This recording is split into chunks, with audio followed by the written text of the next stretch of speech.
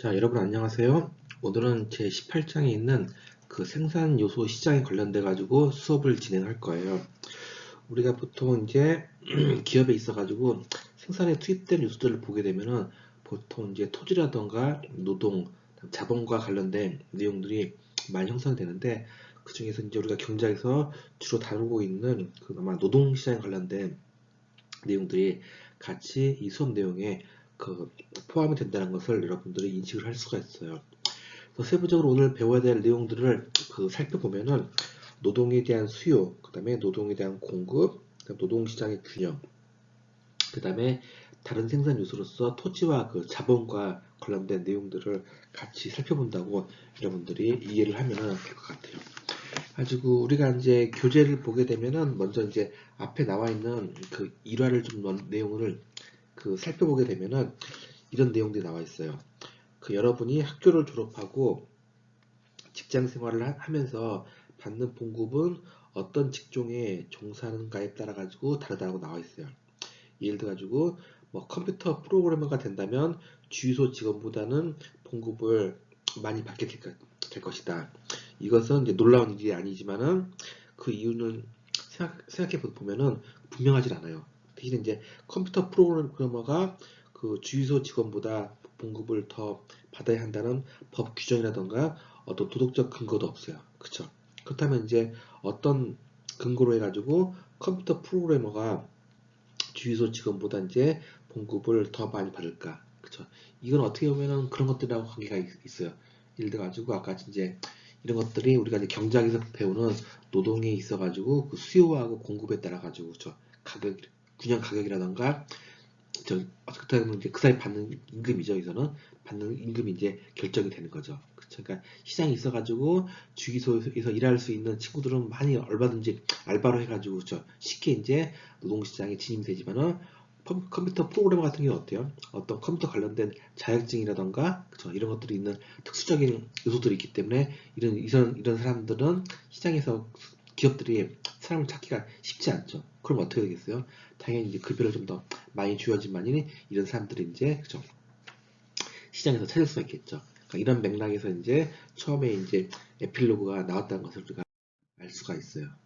하다 보니까 일단 생산 요소 시장을 보게 되면은 어떤 재화나 그 서비스를 생산하기 위해서 투입되는 자원을 우리가 이제 생산 요소라고 정의를 내려요. 그래가지고 우리가 3대 생산 요소로서 앞에 제가 말했던 것처럼 토지, 노동, 자본이 여기 해당이 되고, 생산 요소에 대한 수요를 살펴보게 되면은 다른 시장에 상품을 공급하기 위해 파생된 수요를 이제 생산 요소에 대한 수요라고 우리가 정의를 내려요. 하다 보니까 다시 한번 말씀드리면은 생산 요소라는 것은 재화나 서비스를 생산하는 과정에 투입되는 자원을 의미해요. 그래서 우리가 이제 3대 생산 요소로서 토지, 노동, 자본을 말하고, 그러니까 예를 들면은 컴퓨터 회사가 컴퓨터 프로그램을 생산하기 위해서는 프로그래머한테 주는 시간이 있겠죠. 노동이 있겠죠. 이게 노동에 해당이 되고, 또 작업장에 위치한 장소가 토지가 되고, 작업장과 각종 도구들, 자본이 투입되어야 하겠죠. 마찬가지로 주유소에서도 마찬가지로 기름을 판매할 때는 직원의 시간의 노동이 있어야 되고, 다음 주유소에 공간이 있어야 되고, 이게 토지죠. 그 다음에 기름 저장 탱크하고 이제 주유기 같은 경우가 있어야 되죠. 이게 자본에 해당되는 것을 알 수가 있어요. 이해되시죠? 또한 아까 이제 그래서 파생 수요라는 말이 나오고 있어요.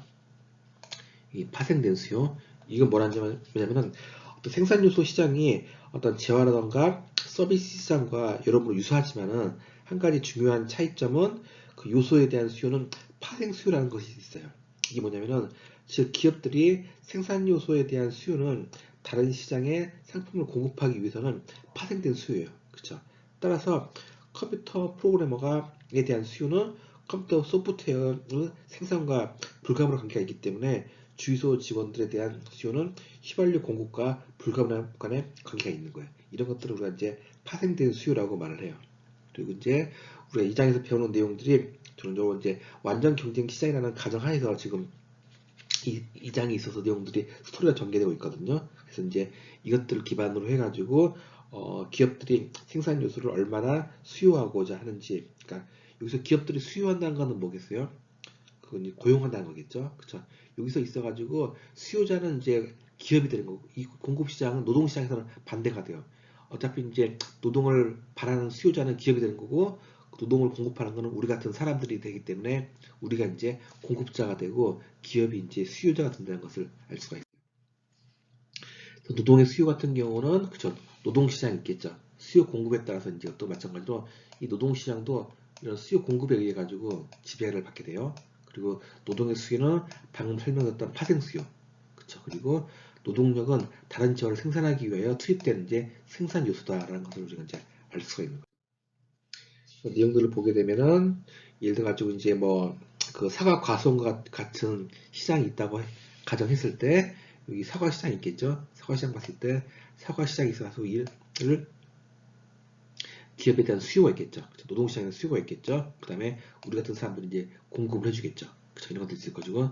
여기서는 그거나 사과 시장이구나. 사과 시장 같은 경우는 사과 수량과 사과 가격이 있는데, 그쵸? 사과를 이제 공급하는 거고, 사과를 사먹고 우리 같은 사람들이 사먹는 수요가 있겠죠. 거기에 균형 가격과 균형 거래가 형성되고, 그쵸? 여기랑 같이 이제 과수원 인부 시장이죠. 노동 시장이죠. 과수원 인부 시장이니까 과수원 인부를 이제 그 과수원에서 이제 그죠? 일에 이제 일할 수 있는 사람을 수요를 원하고 있고 우리 같은 사람들은 이제 과수원에서 일한다면 그래서 노동을 공급하겠죠. 거기 있어가지고 여기에 따라 가지고 수요와 공급에 있어가지고 균형 임금이 형성되고 거기서 일할 수 있는 그죠? 사람 수가 인부 수가 결정이 되겠죠. 그렇죠. 그리고 이제 아까 이제 사과 과수원과 같이 비교적 단순한 이제 생산자와 노동자에 대한 수요를 어떻게 결정할지를 알아볼 때 이런 표를 가지고 알아보게 되죠. 그리고 이제 과수원 주인은 매주 사과를 수확하기 위해 과수원 인부를 몇 명 고용할지를 이제 결정하겠죠. 그렇죠? 이런 것들 보게 되면은 수요 공급의 원리는 상품 시장뿐만 아니라 노동 시장에도 같이 적용이 된다는 것을 우리가 알 수가 있어요. 그래서 좌측에 있는 그림 같은 경우는 사과의 균형 가격이 사과 수요와 공급에 따라서 이제 결정되는 것을 보여주는 거고요. 그 다음에 오른쪽에 있는 그림은 과수원 인부 임금이 과수원 인부의 수요와 공급에 따라서 결정된다는 것을 알 수 있는 거죠. 그렇죠? 이제 알 수 있고. 그 다음에 생산함수와 노동의 이제 한계 생산이에요. 생산함수 같은 경우는 그 투입된 생산 요소와 산출량의 관계를 생산함수라고 우리가 정의를 내리고, 그다음 기울기는 노동 투입량이 증가함에 따라서 이제 완만해지는 것을 알 수가 있죠. 되게 당연하겠죠. 왜냐면 이제 그 노동 투입량이 이제 증가함에 따라서 당연히 생산함수도 이제 당연히 이제 균형을 찾아가니까 당연히 완만해지겠죠. 그다음에 노동의 한계 생산 같은 경우는 그죠, 한계죠. 그죠? 가지고 수학으로 따지면 미분에 해당되는 거예요. 가지고 노동이 한 단위 더 추가될 때, 노동의 한계 생산이니까 당연히 노동이 한 단위 더 추가될 때 발생하는 산출량이 얼마나 증가하는가, 그쵸? 이런 것들을 노동의 한계 생산이라고 우리가 정의를 내리는 걸 알 수가 있어요.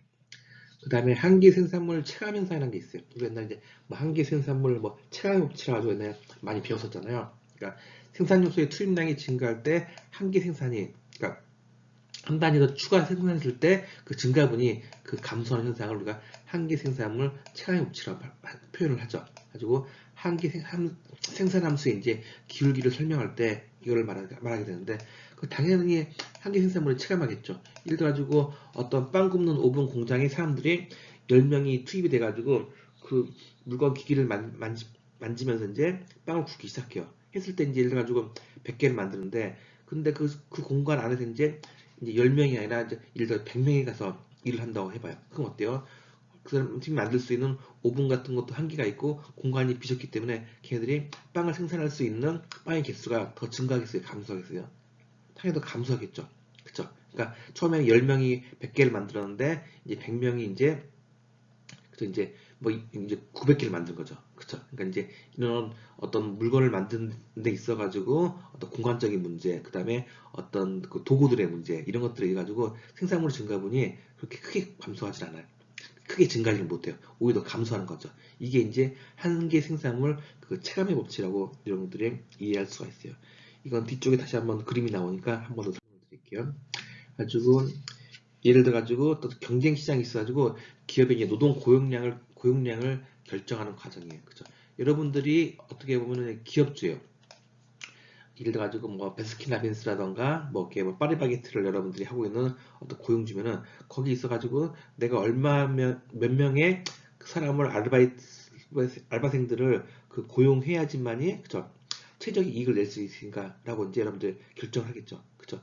예를 들어 가지고 파리바게트 같은 이렇게 작은 매장 안에 있어 가지고 사람들 어때요? 이제 내가 빵 생산량을 빵 판매량을 그죠? 늘린다고 해가지고 종업원을 10명을 하다가 그 종업원하다가 100명을 넣는다 해가지고 했다 해가지고 곱하기 100만 곱하기 10배만큼 그죠? 만큼 이제 빵의 판매가 늘어나겠어요? 그렇지 않죠. 그러니까 내가 파리바게트를 운영한다 하더라도 몇 명의 아르바이트를 2명을 쓸 건지 3명을 쓸 건지 4명을 쓸 때가 내 이익이 최대가 결정나는가 여러분들이 결정을 해야 돼요. 그쵸? 그럴 때 이제 이런 어떤 노동시장이 있어가지고 이런 수요하고 공급을 그쵸? 적용을 시켜가지고 최적의 이제 고용량을 산출해야겠죠. 그쵸? 예를 들어 내가 이제 파리바게트를 운영하고 있는데 노동 투입량을 0명에서 1명, 2명, 3명, 4명, 5명에게 증가를 시키는 거예요. 그쵸? 할 때마다 이제 어떤 빵에 내가 이제 뭐 판매량이라던가 봤을 때 100명, 180개, 240개 이렇게 쭉 증가하고 있어요. 그럼 노동의 한계 생산은 어때요? 같이 한 명을 내가 더 투입했을 때, 그쵸? 증가하는 수량이 80개죠. 그쵸? 마찬가지로 한 명을 더 증가했더니 60개가 더 생산이 됐어요. 그 다음에 40개, 20개 이제 노동의 한계 생산이니까 노동을 하나 더 투자할 때마다 발생하는 한계 생산량이에요. 그쵸? 그 다음에 노동의 이제 한계 생산 가치는 어떻게 돼요? P 곱하기 MPL이죠. 그쵸? 그러니까 이제 어때요? 이제 생산출량은 1000에서 이제 그쵸? 800개, 그죠? 600개, 400개, 200개 이제 그 감소하는 것들을 우리가 이제 알 수가 있는 거죠. 그쵸? 이해되시죠? 그래서 임금은 내가 이제 한 사람을 더 투입할 때마다 그쵸? 한 명도 얼마요? 500불씩 주는 거죠. 그쵸? 그럼 한계 이익은 어때요? 노동의 한계 생산 가치에서 그쵸? 임금을 뺀 거죠. 그쵸? 800에서 500을 뺀 거니까 300이죠. 그쵸? 그 다음에 600에서 500을 빼는 거니까 100이에요. 근데 여기부터는 어때요? 이제 노동의 한계 생산 가치는 한 명을 내가 더 투자했을 때 생산량이 400으로 더 증가했는데 임금은 어때요? 내가 계속 500불씩 주고 있어요. 그러니까 오히려 어때요? 이제 그 마이너스가 되고 있어요. 그죠? 그러니까 적정량은 어때요? 내가 3명을 투입해야 되는데 3명까지가 알바생을 고용한 건데 4명까지 고용하는 순간 어때요? 나는 이제 마이너스 적자가 발생하는 거예요. 그죠? 난 어떻게 당연히 생산량이 더 증가하니까 그죠? 나는 이제 사람을 더 노동을 투입한데 그죠? 이게 같이 한계 생산을 체감 법칙이 해가지고 오히려 감소하다가 결국에는 마이너스 나는 꼴이 발생하는 거예요. 그죠? 그러니까 이걸 그렇게 되면은 아까같이 과수원 인부 수가 있는데 그죠? 아까같이 과수원 인부를 내가 한 명을 고용했더니 넓은 과수원에서 얘가 이제 넓게 자유롭게 그죠? 일을 하면서 이제 사과를 이제 100개를 생산해요. 그쵸? 하게 되는데 이 2명으로 증가할수록 어때 이제 얘는 이제 180개 오히려 더 감소를 해요. 그죠? 하다가 5명으로 더 증가하다 보니까 이제 아까 말한 것처럼 그 과거는 그 좁은 공간에서 사람들이 도구를 사용하고 서로 간에 좀 이제 공간이 좁다 보니까 서로 간에 뭐 동선도 뭐 겹치고 그쵸? 하다 보니까 이 생산량이 아까 했던 것보다 오히려 더 감소하는 거예요. 그죠? 일가족 한 명이 100개를 사과를 생산했으면은 5명이 인부가 있으면 당연히 5인 5니까 500개가 나와야 되는데 몇 개가 나와요? 300개밖에 안 나와요. 그쵸? 그 생산함수가 이렇게 쭉 굳은 거죠. 그죠? 이렇게 굳은 곡선 형태로 이제 나타난 것으로 있는 것이 아까 이게 한계 생산물 이렇게 그죠? 이렇게 감소한 현상들이 발생하는 것들을 우리가 알 수 있어요. 그러니까 지금 이제 생산함수는 그 생산 요소 투입량, 그죠? 과수원 인부수와 산출량, 그건 뭐 사과겠죠? 사과 수확량과의 관계를 나타내는데 생산 요소 투입량이 증가할수록 생산함수의 기울기가 점점 완만해지죠. 그죠? 이렇게 쭉 가야 되는데 이렇게 완만해지죠. 완만해진 것은 이게 이제 한계 생산물 그 체감 현상 때문에 발생한다고 우리가 알 수 있고 또 이전부터 많이 배웠던 내용이 뭐 한계 생산물 체감의 법칙이라고 했었죠. 이게 이제 그런 것을 알 수가 있어요. 그렇죠? 하다 보니까 이런 노동의 이제 한계 생산 같은 경우가 노동 한 단위가 추가로 투입되었을 때 발생하는 산출량의 증가. 그쵸? 아까 말했던 거. 한계 생산물 체감 현상이라는 게 생산 요소의 투입량이 그 증가할수록 생산함수가 감소하는 현상을 우리가 한계 생산물, 뭐 차량업체 이렇게 한다는 것을 알 수가 있어요. 그 다음에 한계 생산 가치와 노동의 수요라는 게 있는데, 한계 생산 가치란 것은 요소의 한계 생산이 산출물의 시장 가격을 곱한 금액을 말해요. 그쵸? 그리고 이걸 또 중요한 용어 중에 하나가 또 이제 한계의 수입 생산이라고 표현하기도 해요. 그러니까 한계 수입을 통해 가지고 어떤 생산을 말한 거겠죠. 그래서 근로자 한 사람을 추가로 고용했을 때 추가로 발생하는 수입이 우리가 한계의 수입 생산이라고 표현을 해요. 그리고 노동 투입량이 증가함에 따라서 이제 감소하죠. 한계 생산 가치라는 게 가지고 하게 되는데, 그래가지고 한계 생산 가치 같은 경우가 그 한계 생산에서 산출물이 시장 가격을 곱한 것을 구한 것을 말해요. 가지고 보통 이제 뭐 예를 들어 가지고 뭐 사과 한 개 가격이 뭐 10달러로 가정했을 때 어떤 사과 시장에서 뭐 이제 완전 경쟁 시장으로 가정했을 때 한계 생산 가치도 이제 한계 생산과 마찬가지로 노동 투입량이 증감에 따라서 이제 감소하죠. 그래서 경제학자들은 이를 이제 한계 수입 생산이라고도 해요. 한계 수입 생산이라는 것은 방금 설명드렸던 것처럼 근로자 한 사람을 추가로 고용했을 때 추가로 발생하는 수입을 말한다라고 여러분 이렇게 이해하시면 될 것 같아요. 그 다음에 이제 한계 생산 가치와 노동의 수요인데, 또 완전 경쟁 시장의 기업이 이윤을 극대화하려면 어떻게 했어요? 노동의 한계 생산 가치가 이제 임금 수준과 일치하잖아요. 그죠? 노동의 한계 생산 가치가 임금 수준과 일치하는 수준까지 노동력을 고용을 해야 돼요. 그쵸? 그리고 노동에 대한 수요 곡선 같은 경우도 노동에 대한 한계 생산 가치 곡선과 같다는 것을 여러분들이 이해할 수가 있어요. 그리고 보게 되면은 여기가 이제 과수원 인부 수예요. 여기에 가로축이요. 여기는 이제 그 수직축이 한계 생산 가치를 말이야. 해놨을 때 어떤 노동에 관련돼 가지고 노동의 수요하고 그쵸? 이런 것들이 가지고 노동에 대한 수요가 곧 한계 생산 가치예요. 가지고 이윤 극대화될 수 있는 고용량을 이제 선택한다라고 할 수 있고, 이 점에서 이제 그 사람이 시장의 임금이 이제 결정이 되는 거겠죠. 그쵸? 가지고 이 그림 같은 경우가 노동의 한계 생산 가치, 그쵸? 한계 생산 곱하기 생산물 가격, 이게 노동 수입 투입량에 관련돼 가지고 함수를 표현하고 있어요. 그래서 이 곡선이 우하향하는 것은 분명 한계 생산이 체감하기 때문이고, 완전 경쟁 시장에서는 이제 이윤 극대화를 추구하는 기업의 한계 생산 가치 곡선이 노동의 수요 곡선이 된다는 것을 우리가 이제 알 수가 있는 거죠. 그렇죠? 그 다음에 이제 노동 수요 곡선을 이동화시키는 변수들이 있겠죠. 노동 수요가 같이, 그렇죠? 수요가 증가하면은 오른쪽으로 증가하고 수요가 감소하면 왼쪽으로 이동을 하잖아요. 그러니까 노동의 수요 곡선을 이동시키는 변수들이 있어요. 그러니까 산출물의 가격이라던가 기술 진보, 또 다른 요소의 이제 어떤 공급의 변화를 우리가 이제 알 수가 있는데, 특히 이런 산출물의 가격 같은 경우가 뭐가 해당되냐면은, 그 다음에 이제 한계 생산 가치는 어떤 한계 생산에서 그 산출물 가격을 곱한 거라고 아까 설명을 드렸잖아요. 그러니까 산출물은 시장 가격이 변하면은 한계 생산 가치도 변하고, 그 결과 노동 수요 곡선이 이동을 하게 돼요. 예를 들어가지고 사과 가격이 상승하면은 사과 과수원 인부들은 한계 생산 가치가 상승해가지고 과수원 인부들의 노동에 대한 수요가 증가할 거죠. 그죠? 당연히 사과 가격이 증가해가지고 사과가 잘 팔리니까 어때요? 과수원 사장들은 과수원 인부를 고용해가지고 사과를 많이 재배해가지고 판매를 할 거예요. 사과 가격이 상승했으니까. 그러니까 노동에 대한 수요가 당연히 증가하겠죠. 그죠? 그래서 마찬가지로 사과 가격이 하락하면은 과수원 인부들을 한계 생산 가치가 하락해가지고 어차피 과수원 주인들이 사과를 이제 많이 재배하지 않을 거니까 인부들이 필요가 없겠죠. 그럼 어때요? 이제 노동의 수요가 이제 감소하겠죠. 그쵸? 이런 것들. 두 번째는 이제 기술 진보 같은 경우도 노동 수요 곡선을 이동시키는 변수들에 해당이 돼요. 그쵸? 가지고 예전에 미국 같은 경우도 이제 뭐 1960년대부터 2009년 사이 같은 경우 시간당 평균 그 근로자의 시간당 평균 생산량이 뭐 183%가 증가했대요. 이런 것들의 원인이 뭐냐면은 그 기술 정보 덕택이에요. 그러니까 예를 들어 가지고 뭐 초콜릿 시장에서 이제 뭐 초콜릿을 만드는데 뭐 한 시간에 뭐 100개를 만들었었는데, 그죠?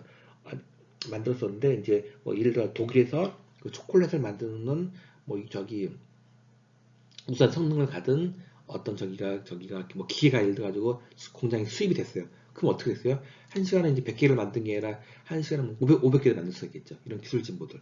그쵸? 근데 이렇게 되면은 그럼 예를 들어 가지고 아까 이런 식으로 기술 진보가 이루어지면은 과학자들과 엔지니어들이 지속적으로 물건을 이제 만들고 새롭고 더 좋은 방법을 개발하게 될 거예요. 근데 이것은 이제 노동시장에 매우 중요한 의미가 있어요. 대개 기술 진보는 노동의 한계 생산을 증가시키고 그 결과 노동의 수요를 증가시키며 노동의 수요 곡선을 이제 오른쪽으로 이동을 시켜요. 그쵸? 근데 기술 진보가 그 노동에 대한 수요를 감소시키는 것도 있어요. 예를 들어 가지고 뭐 값싼 산업 로봇의 발명은 이론적으로 이제 그쵸 이제 노동의 한계 생산물을 감소시켜 가지고 노동 수요 곡선을 왼쪽으로 이동시킬 수가 있어요. 그쵸? 예를 들어 가지고 그런 것들이죠. 아까 말씀드렸던 것처럼 공장에 초콜릿이 있어가지고 아까 초콜릿 공장이 있어서 인부들이 초콜릿을 만들어가지고 생산을 했는데 어때 이제 그래서 100명의 인부들이 필요했었는데 어떻게 되는 거죠 이제 그 짧은 기간 안에 초콜릿을 만들 수 있는 그런 성능을 가진 초콜릿 만들 수 있는 기계가 이제 공장에 들어오게 되면 어때요 이제 그 전에 인부 100명이 필요하겠어요? 필요 없죠. 한 50명만 필요하겠죠. 그쵸? 그 50명이 이제 그 고성능의 초콜릿 기계를 가지고 이제 초콜릿을 더 많이 만들 수 있으니까 하다 보니까 공장주 같은 경우 어때요? 기존에 근무하고 있던 고용했던 노동자들을 어떻게 하겠어요? 이제 다 해고시키겠죠. 그쵸? 그러니까 이런 기술 진보가 어떤 기술 개발 쪽 관련돼서는 어때요? 이제 그 고급 기술자 그런 게 기술 개발할 수 있는 그런 사람들한테는 이제 어떤 더 이제 그 고급 기술을 할 수 있는 고용 시장이 열리지만은 또 한편은 어때요? 이제 이런 공장에서 일하고 있는 근로자들한테는 일자리를 잃을 수 있는 이유가 이제 발생하게 되겠죠. 그다음 다른 요소 공급의 변화 같은 경우는데 이거는 이제 한 생산 요소의 공급량이 변함에 따라서 다른 요소 한계 생산의 영향을 받을 수가 있어요. 무슨 말이냐면은 예를 들어가지고 뭐 사다리 공급이 부족하면 과수원 인부들이 한계 생산이 감소하고 그 결과 과수원 인부들에 대한 수요가 감소해요. 그렇죠? 이와 같이 생산 요소 관계에서의 이런 뒷받침 같은 경우도 이제 이런 다른 요소 공급의 변화에 영향을 준다는 것을 우리가 알 수 있습니다. 그러다 보니까 노동의 공급 같은 경우는 노동의 여가의 선택이요. 그러니까 이런 것들에 관련돼 가지고 요즘에 또뭐 웰빙 시대라고 하면서 말이 나오죠. 그쵸? 뭐 워라밸이라던가 해가지고 그쵸? 일과 그쵸? 여가를 양립한다고 해가지고 워라밸 얘기가 나오잖아요. 그래서 근로자들은 노동과 여가의 기회비용에 굉장히 민감하게 반응해요. 여기에 대한 내용들은 나중에 그 경제학과 3학년 때 하면은 그 노동 시장 관련돼 가지고 거기서 이제 좀 더 구체적으로 표를 통해 가지고 내용들을 서럽게 좀 더 세밀하게 공부를 하게 되는데요.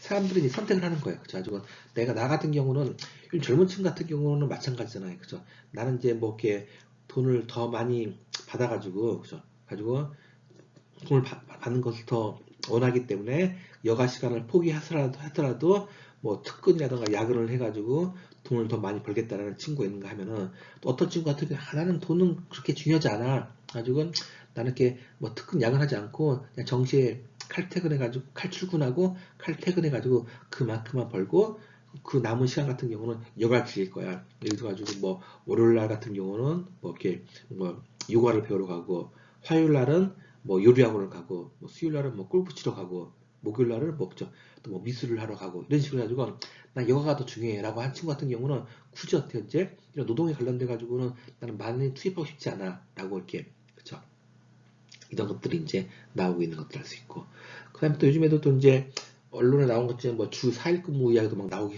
하잖아요. 그쵸 이런 것들도 이제 같이 이제 여가의 중요성이 강조되고 있는 것을 우리가 알 수 있는 거죠. 그쵸? 노동 공급 공급서 같은 경우는 노동과 여가에 대해서 어떤 선택을 하는가에 따라서 공급 모양을 결정한다는 것이 노동 공급 구성이라고 여러분들이 이런 식으로 이해를 하면 될 것 같아요. 그 다음에 또 마찬가지로 노동 공급 곡선을 이동시키는 변수들이 있겠죠. 그쵸? 이제, 그쵸? 아까 같은 노동 수요 곡선을 이동시키는 요소가 있었는데, 이번에는 이제 노동 공급 곡선을 이동시키는 변수들을 살펴보게 되면은 어떤 인식의 변화라던가 아니면 다른 노동 시장의 변화, 그다음 이민 같은 것들도 있죠. 이민 같은 것들도 중요한 이야기 중에 하나죠. 그쵸? 그쵸? 이제 이민이, 그쵸? 그쵸? 이제 이민을 그쵸? 사람들이 들어오게 되면 어때요? 이제 어떤 시장이 있어가지고 노동이 있어가지고 공급이 확대되는 거죠. 요즘 보면 어떤 산업단지라던가 보게 되면은 그 외국인 노동자들이 와가지고 일하는 것들을 많이 볼 수가 있죠. 이런 것들은 이제 어떤 노동시장에서 이제 들어오게 되면은 거기에 따른 어떤 임금이라던가 노동시장도 어떤 변화가 발생하게 되니까 이민도 굉장히 중요한 요소 중에 하나라는 것을 우리가 알 수가 있는 거죠. 그래서 여기 대한 내용들을 하나하나 살펴보면은 어떤 인식의 변화. 옛날에 이제 1950년대 그 미국 같은 경우는 그 단지 34%였던 그 여성이 직업에서 이제 일을 했어요. 근데 지금은 어때요? 우리 같은 경우도 보면 이렇게 남녀가 맞벌이하는 경우가 굉장히 많잖아요. 그쵸? 여성의 사회 진출이 늘었던 것도 벌써 오래된 일이고, 그쵸? 근데 미국 같은 경우는 1950년대 미국에서 여성이 미국에서 그 경제 활동 참여율이 34%였는데 2009년 같은 경우는 59%게 증가했대요. 그쵸? 이런 것들이 이제 변할 수 있는 건데 예전 같은 여성이 이제 집에서 이제 아이를 키우고 그죠? 이런 것들을 이제 당연하게 여겨졌었는데 지금은 아니죠. 여성들이 오히려 어때요?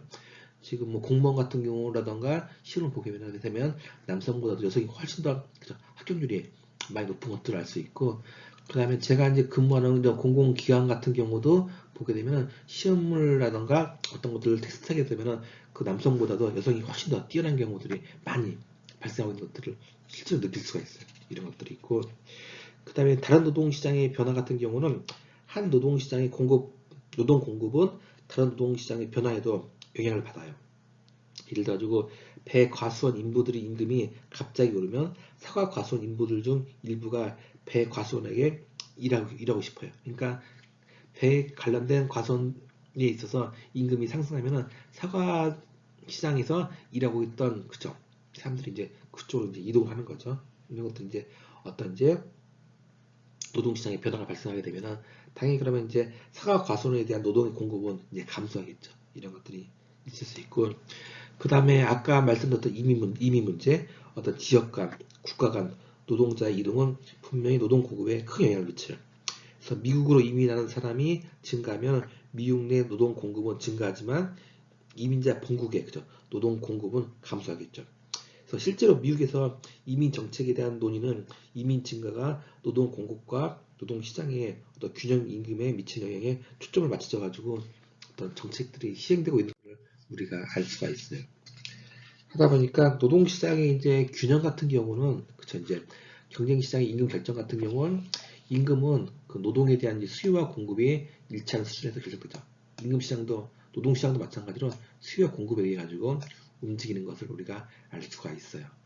그래서 임금은 노동의 한계 생산 가치와 일치가 되고 그다음에 노동의 수요나 공급의 변화 같은 경우는 균형 임금의 변화, 그다음에 노동의 한계 생산 가치 변화에 의해 가지고 많이 좌지우지된다는 것을 우리가 알 수 있는 거죠. 그쵸? 그래가지고 이 표를 보게 되면은 수평축은 이제 근로자 수를 말한 거고요. 그 다음에 수익축 같은 경우는 임금을 말해요. 그쵸? 노동시장 같은 경우 나같이 노동에 대한 수요. 노동에 대한 수요는 어디겠어요? 기업들이겠죠. 그죠? 일할 수 있는 사람들 받는 곳이니까. 노동에 대한 공급은요, 우리 같은 사람들이죠. 그죠? 우리 같은 사람들이 이제 이런 공급자가 해당이 되는 거죠. 노동시장에서 그러니까 이제 우리가 채용 시즌이 되면은 그죠 기업들이 이제 채용 공고를 하죠. 그러면 이제 우리들이 막 저기를 지원하죠. 하게 되면 이제 서로 간에 있어가지고 균형 임금과 균형 고용량을 딱 결정이 되죠. 그렇죠? 이렇게 되는 것들 알 수 있어요. 그래서 노동시장의 균형 같은 경우는 그 다른 모든 가격과 같은 노동의 가격 임금도 그다음 수요 공급의 원리에 따라서 결정이 돼요. 그래서 노동 수요 곡선은 노동의 한계 생산 가치를 나타내기 때문에 균형 상태에서 근로자들은 자기들이 생산한 재화와 서비스의 한계 생산 가치에 해당하는 임금을 받는다는 것을 우리가 하다 보니까 노동 공급 곡선 이동 같은 경우는 노동 공급이 증가하게 되면은 그죠 임금이 하락하고 한계 생산이 하락하고 한계 생산 가치가 이제 하락된 것을 알 수 있어요. 그리고 이제 노동 공급이 증가하기 때문에 당연히 고용이 이제 증가한다는 것을 알 수가 있는 거죠. 당연한 거죠. 예를 들어 가지고 이 표를 보게 되면은 수평축은 근로자의 수예요. 그렇죠? 수직축은 아같이 이제 임금이에요. 그렇죠? 해가지고 그런데 가지고 노동의 공급이 증가해요. 당연히 공급 곡선도 마찬가지고 수요선도 마찬가지지만은 똑같이 곡선이 수요라든가 노동의 공급이 증가하게 되면 그래프는 이제 오른쪽으로 이동하게 돼요. 반대로 이제 수요도 마찬가지고 공급도 마찬가지고 수요 공급이 감소하면은 그래프는 좌측으로 이동한다는 것을 알 수가 있어요. 그러니까 보게 되면은 일단 노동 공급이 증가했어요. 그러니까 공급 곡선이 어때요? 오른쪽으로 이동했죠. 노동 공급이 증가하니까 어때요? 처음에는 파란색이 있는 수요하고 공급이 만났었는데 노동 공급이 증가했어요. 그쵸? 공급이 증가하니까 가액이 어때요? 균형 가액이 W1에서 W2로 임금이 하락했죠. 하락하게 되고 반면에 고용은 어떻게 되는데요? 오히려 증가하게 됩니다. 그쵸? 이런 현상들이 발생하겠죠. 그러니까 노동 공급이 S1에서 S2로 이렇게 증가하면은 균형 임금이 W1에서 W2로 하락해요. 그쵸? 또 하락하죠. 그래서 임금이 낮아지면은 기업들은 고용을 L1에서 L2로 늘려요. 임금이 하락은 고용량의 증가로 인해 가지고 한계 생산 감소와 노동의 한계 생산 가치 이제 하락을 이제 반영한 것이라는 것을 우리가 알 수 있는 거죠. 그쵸? 예를 들어 가지고 그런 것들랑 비슷하겠죠. 대학 졸업 시즌이 돼 가지고 학생들이 어때 노동 공급이 막 증가하겠죠. 취업하려고. 그쵸? 하다 보니까 이제 이때 이제 기업들은 이제 인력을 채용하는 시즌이라고 비슷하게 볼 수가 있는 거죠. 그쵸? 아무튼 기업은 이제 일자리는 한계가 있는데, 그죠? 사람들이 이제 일하고 싶은 친구들 몽땅 몰리다 보니까, 그죠? 당연히 이제 임금 하락하는 건 당연하겠죠. 그 다음에 노동 수요 곡선은 이동인데, 노동 수요가 이제 증가해요. 그죠? 예를 들어 아까 같이 그 사과 가격이 갑자기 막 상승을 했어요. 하다 보니까 저기가 이제 그 과수원 주인이 우리 과수원에서 일할 수 있는 사람들을 많이 뽑기를 원해죠. 노동 수요가 증가했어요. 그럼 어떻게 됐어요? 이제 임금이 상승하겠죠. 그죠? 과수원에서 일할 수 있는 사람은 한정돼 있는데 과수원에서는 이제 많은 인부를 원하고 있으니까 노동 수요가 증가할 거고 당연히 임금이 상승하겠죠. 그러면서 또 이제 고용이 또 이제 증가하겠죠. 이것들을 이제 우리가 알 수가 있고 여기서 임금의 상승이라는 것은 한계 생산은 불변인데 한계 생산 가치가 이제 증가한다는 것을 우리가 알 수가 있어요. 그렇죠? 그러다 보니까 아까 노동에 대한 수요가 증가해요. 그죠? 아까 말씀드렸던 것처럼 공급이라던가 수요라던가 똑같이 이제 증가하게 되면 곡선이 오른쪽으로 이동을 했죠. 다행히 수요 곡선이 D1에서 D2로 해가지고 수요가 증가한 거예요. 그죠? 수요가 증가하니까 균형 가격의 임금이 W1이었었는데, 그죠? 이제 과수원 인부들이 이제 그죠? 과수원 주인들이 과수원 인부들을 원하고 있으니까 그죠? 가격이 이제 상승하겠죠? 하게 될 거고 그럼 당연히 이제 이런 과수원 인부들이 과수원을 일할 수 있는 사람들을 그죠? 채용했기 때문에 고용이 당연히 증가하겠죠. 그래서 노동 수요가 이제 D1에서 이제 D2로 같이 증가하면은 균형 임금이 W1에서 W2로 증가하겠죠. 그러면 고용이 L1에서 L2로 이제 증가해요. 그래서 이 경우 이제 임금 상승은 노동의 한계 생산 가치의 증가를 반영하고 생산물의 가격이 상승함에 따라서 노동의 한계 생산 가치도 이제 증가한다는 것을 알 수가 있는 거죠. 이거는 이제 그거는 미국이 이제 1959년부터 가지고 2012년까지 어떤 미국에 있어가지고 생산성 증가율과 또 실질적인 임금 증가율을 상승률을 한번 비교한 거예요. 그러니까 이 기간에 있어가지고 생산성이 2.1%가 증가했는데 거기에 따라서 임금도 똑같이 1.8%가 증가했고 특히 이제 1995년부터 2012년까지 생산성 증가율이 2.3% 증가했는데 거기에 맞춰가지고 임금도 1.9% 이제 상승한 것을 알 수 있죠. 그렇죠? 그리고 미국의 경우를 보게 되면은 생산성 증가율은 비농업 부문 근로자가 1시간 동안 생산하는 산출물의 연평균 변화율을 측정한 거예요. 그래서 실질 임금 상승률은 비농업 부분 근로자가 받는 실질 임금의 연평균 상승률을 측정한 것이에요. 그래서 여기서 생산성 수치는 한계 생산성이 아니라 평균 생산성을 나타내는 것이고 평균 생산성은 총 생산량을 전체 근로자 수로 나눈 값이에요. 그러나 이제 한계 생산성과 평균 생산성의 변화율은 큰 차이가 없다고 할 수도 있어요. 그래서 이렇게 해가지고 그동안에 이제 미국에 있어가지고 생산성 증가율과 실질 임금 상승률 사이의 표를 그래프로 여러분들 알 수 있고 이거는 이제 그동안에 이제 한국의 노동 생산성과 생산성 증가율과 실질 임금 상승률을 보게 되면은 우리 같은 경우 1985년부터 2013년까지 노동 생산성 증가율이 3.4%인데 실질 임금 상승률은 4.5%. 그쵸? 그다음에 2000년부터 2013년까지는 노동 생산성 증가율이 2.2%였었는데 실질 임금 상승률은 2.4% 정도 나타난 것을 우리가 이제 알 수가 있어요. 그다음에 지금까지는 이제 노동 중심으로 해가지고 노동이 중요한 시장이기 때문에 노동시장 중심적으로 내용을 살펴봤는데 그거 말고 이제 토지라던가 어떤 자본의 가격과 관련된 내용들도 볼 수가 있어요. 자본이라는 것은 생산 과정에서 사용되는 장비와 설비를 자본이라고 표현하죠. 구입 가격 같은 경우는 토지나 자본을 영구적으로 소유하기 위하여 지불하는 금액을 우리가 구입 가격이라고 표현하고, 임대 가격이라는 것은 토지나 자본을 일정 기간 사용하기 위하여 지불하는 금액을 임대 가격이라고 표현을 하죠. 그렇죠? 우리가 이제 어떤 뭐 건물을 임대했네 그런 말 많이 쓰잖아요. 그렇죠? 어떤 상가 건물을 이렇게 뭐 임대해 가지고 그렇죠? 뭐 장사를 한다던가 사업을 한다던가 하잖아요. 하게 되고 가지고 이제 여기서 이제 보는 내용 중에서는 이제 어떤 자본 같은 경우는 뭐 생산 과정에서 사용되는 장비와 설비를 말하고, 보통 이제 생산 요소로서 노동과 토지의 의미는 비교적 분명해요. 그러나 이제 자본은 다소 특별한 의미가 있어요. 그래서 경제학에서 자본은 생산 과정에서 사용되는 장비나 설비를 의미하는데, 즉 한 경제에서 존재하는 자본은 과거에 생산된 재화로서 현재 새로운 재화와 서비스의 생산에 투입되는 재화를 의미하는 거예요. 그래서 과수원을 예에서 알고 있듯이 그 나무에 오르기 위한 뭐 사다리라던가 사과를 운반하는 위한 트럭, 사과 저장 창고, 사과 나무 등에서 이제 자본이 해당된다는 것들을 우리가 알 수 있는 거죠. 그렇기 때문에 이제 토지 시장과 이제 자본 시장이 이제 그 균형이 발생하죠. 가지고 토지와 어떤 자본의 임대 가격이라던가, 그다음에 수요 공급 원리에 따라서 결정이 되고, 그다음에 수요 곡선 당연히 이제 두 요소는 있어가지고 한기 생산물을 성을 반영한다는 것을 우리가 알 수 있는 거죠.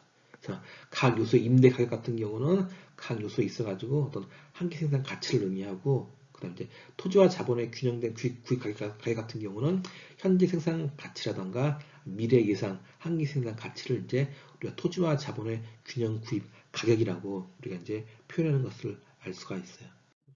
가지고 여기 있는 표를 보게 되면은 왼쪽에 있는 게 토지 시장이고 오른쪽에 있는 게 자본 시장이에요. 그쵸? 가지고 여기 토지 시장 같은 경우 토지 양이 그쵸? 중요한 요소가 될 거고 토지 임대료가 있겠죠.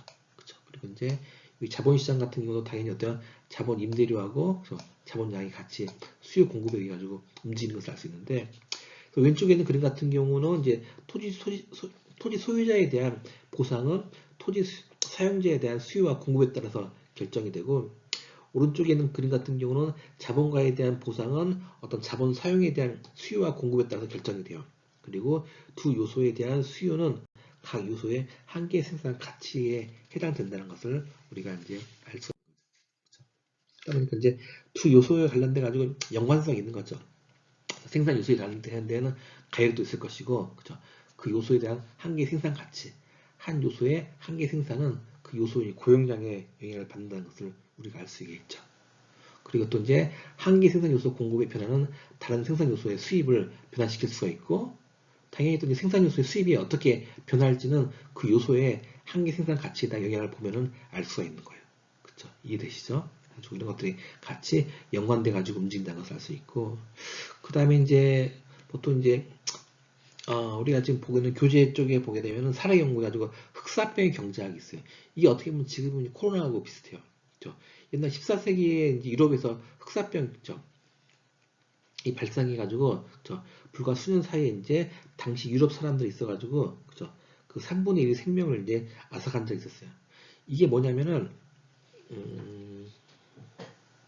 이 흑사병 같은 경우가 뭐냐면은 저기가 그때 당시에 이제 14세기 이제 유럽에 있어가지고 이제 저희가 활성화된 거예요. 같이 무역이 활성화가 된 거예요.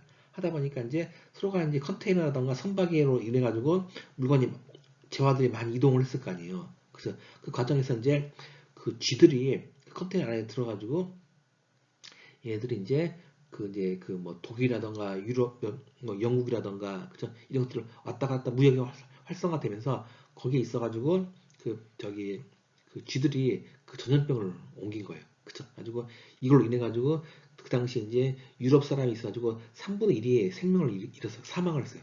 그러니까 이게 뭐냐면 쥐들이야 같이 움직이면서 어때 그 전염병을 다 유럽 전체를 막 어떻게 했는지요? 코로나처럼 그죠? 다 오염시키다 보니까 유럽 인구에 있어가지고 3분의 1이 사망을 한 거예요. 그죠? 그럼 어떻게 됐을 것 같아요?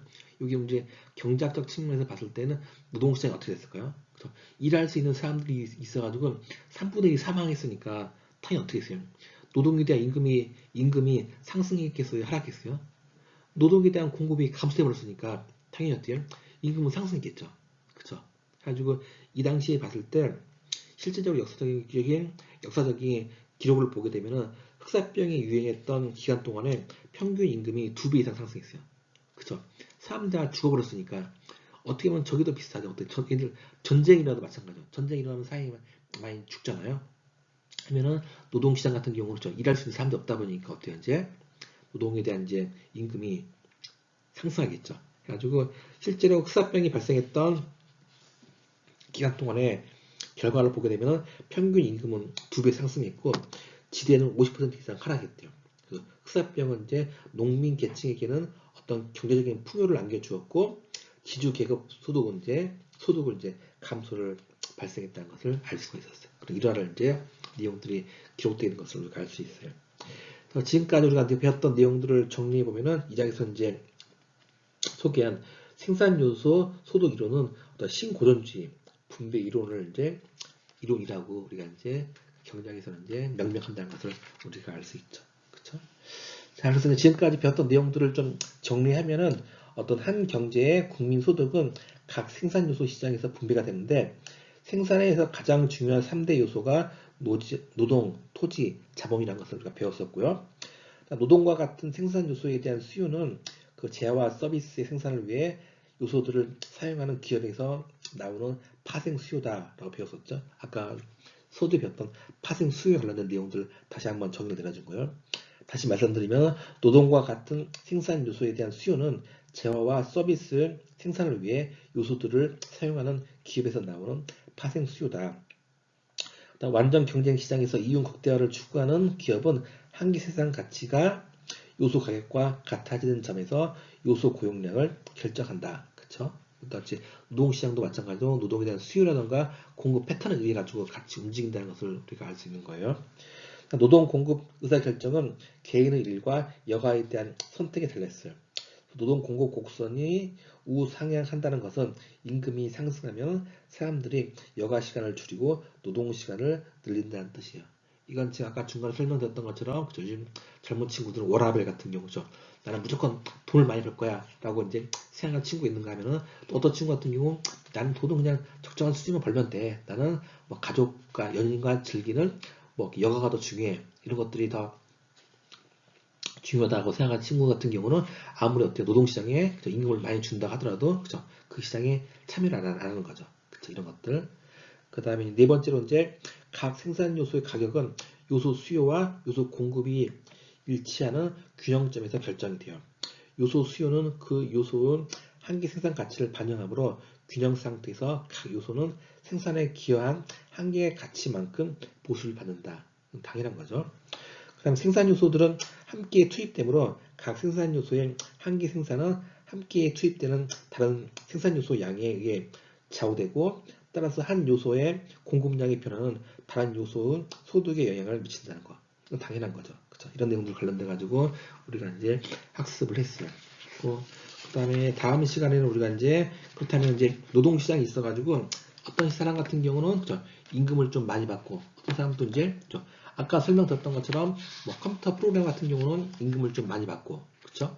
같이 이제 뭐 주유소에서 이제 알바하는 친구들은 뭐 시급당 같이 시급당 지금 10,000원도 안 되는 시간당 10,000원도 안 되는 돈을 받고 있잖아요. 이런 것들이 왜 이렇게 차이가 나는지 그쵸? 이런 것들이 이제 아까 제가 답을 제시했지만은 그죠? 이런 관련돼 가지고 임금 소득과 차별에 관련된 내용들을 그 다음 시간에 같이 학습한다고 여러분들이 이해하면 될 것 같아요. 그래서 그와 관련된 내용들은 뭐 균형 임금의 결정 변수들, 보상적 임금 격차라던가 뭐 인적 자본 같은 경우가 이제 그렇죠. 그다음 또 전문 기능에 대한 이제 가치와 그 증가 추세, 예를 들어 이제 뭐 능력이라던가 노력이라던가 운수, 그렇죠. 또 이제 이런 것들 또 교육에 따른 다른 이제 견해 그런 것들죠. 당연히 이제 이 교육을 많이 받았던 학벌이 높은 친구 같은 경우는 연봉을 더 많이 받게 되죠. 그만큼 자기가 이제 교육하는 데 있어가지고 더 많은 노력과 투자를 했기 때문에 직장에 나가서도 그죠.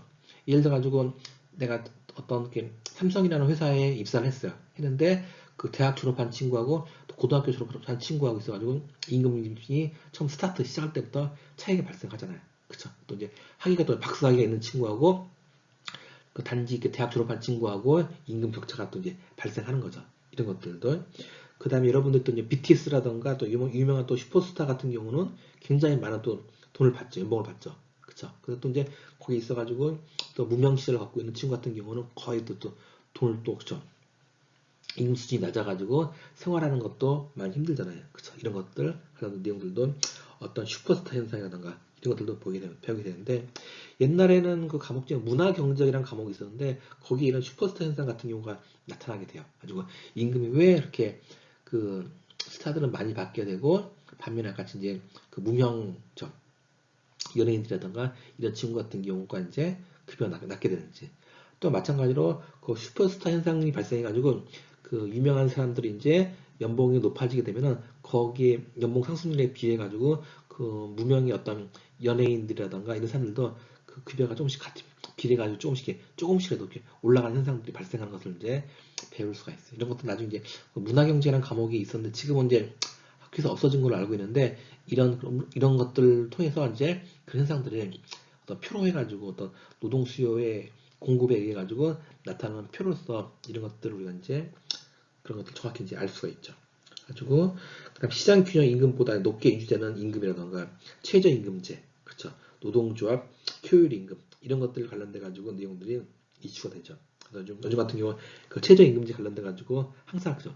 1년에 한 번씩 정해지잖아요. 가지고 아직까지도 시간당 그 10,000원이 안 되고 있죠. 그쵸? 이제 이런 최저임금제 이런 것들이 이제 같이 이야기 되는데, 근데 이 최저임금제가 무조건 금액이 높다고 해가지고 반드시 또 좋은 건 아니에요. 또 나쁜 영향도 있어요. 그래가지고 아까 같이 그러니까 요즘 같은 경우 이제 그 최저임금제가 자꾸 올라가니까 어때요? 이제 요즘 우리가 이제 뭐 시내에 나가다 보면은 어때요? 이제 뭐 무인 점포 같은 경우 많이 볼 수 있죠. 무인 편의점이라던가 이런 것들 관련돼 가지고 이제 노동에 대한 급여가 이제 임금이 상승하니까 어때 이제 그 사업한사 같은 경우는 아예 그러면은 직원 채용 안 하고 그 무인화를 시키는 거죠. 그죠? 이런 것들이 오늘 배웠던 것들 아까 같이 기술 진보, 그죠? 기술 진보를 하다 보니까 어떤 이제 아까 같이 아까 과손 시장이 있어가지고 그 최신성 아까 제가 예를 들었던 것처럼 최신 기계가 이제 도입이 되게 되면 어떻게 돼요? 이제 인부를 모집하는 수요자를 줄이겠죠. 이런 것들이 이제 우리가 배우는 이런 이제 어떤 최저임금제하고도 같이 연관이 돼가지고 같이 생각해 볼 수 있다고 여러분들이 이해하면 될 것 같아요. 그 다음에 차별의 경제학이라 해가지고 또 노동시장 차별의 측정, 그 다음에 이제 고용주의에 대한 차별, 이런 것들을 이제 다음 시간에 같이 학습을 진행할 거고요. 그 다음에 이제 소비자와 이제 정부에 의한 차별들, 그 다음에 이제 성별 차이, 그 다음에 스포츠에서 차별, 이런 것들을 우리가 이제 다음 시간에 이제 좀 더 내용을 집중적으로 해가지고 임금 소득과 차별이 어떤 식으로 발생하는지는 그 다음 시간에 좀 더 구체적으로 같이 살펴보도록 합시다. 자, 이번 시간 수업 등이라고 자, 수고했습니다. 예, 감사합니다.